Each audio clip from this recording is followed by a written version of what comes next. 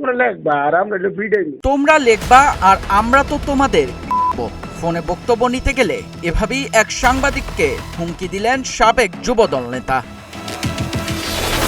জানা যায়, শরীয়তপুর জেলা প্রশাসকের কার্যালয় চত্বরে পেশাগত দায়িত্ব পালনের সময় ৩ সাংবাদিককে মারধরের অভিযোগ ওঠে বিএনপি ও সহযোগী সংগঠনের নেতাকর্মীদের বিরুদ্ধে। মঙ্গলবার সকালে এ হামলার ঘটনা ঘটে। হামলার শিকার সাংবাদিকরা হলেন জাগো নিউজের বিধান মজুমদার অনি, ডেইলি স্টারের জাহিদ হাসান রনি এবং দৈনিক এদিনের বরকতুল্লাহ। তাদের শরীয়তপুর সদর হাসপাতালে চিকিৎসা দেওয়া হয়েছে।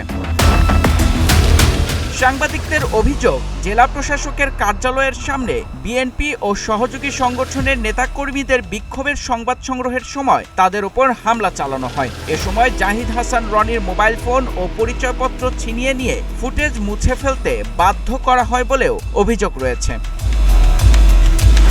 হামলার অভিযোগ ওঠা জেলা যুবদলের সাবেক সভাপতি আরিফুজ্জামান মোল্লা এক সাংবাদিককে ফোনে হুমকি দিয়ে বলেন, তোমরা লিখবা আর আমরা তো তোমাদের সাংবাদিকদের উপরে আপনারা খেপা কেন? তুমি নিজেও তৈরি থাকো ইনশাল্লাহ। তোমরা লিখবা আর আমরা ভিডিও মানে লিখলে পিটাবেন, বুঝলাম না ভাই। আমার উপরে তো খেপছেন কি সাংবাদিকদের উপরে?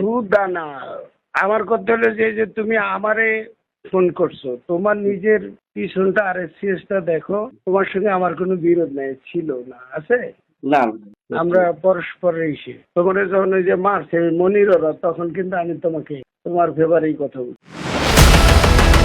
তবে অভিযোগ অস্বীকার করে স্বেচ্ছাসেবক দলের নেতা আমান মাকবর বলেন, তিনি কয়েকজনকে ধাক্কাধাক্কি করতে দেখেছেন, তবে ওই ব্যক্তি সাংবাদিক ছিলেন তা তারা জানতেন না। ঘটনার নিন্দা জানিয়ে জড়িতদের আইনের আওতায় আনার দাবি জানিয়েছে শরীয়তপুর জেলা প্রেস ক্লাব। আর পুলিশ জানিয়েছে, লিখিত অভিযোগ পেলে তদন্ত করে আইনগত ব্যবস্থা নেওয়া হবে।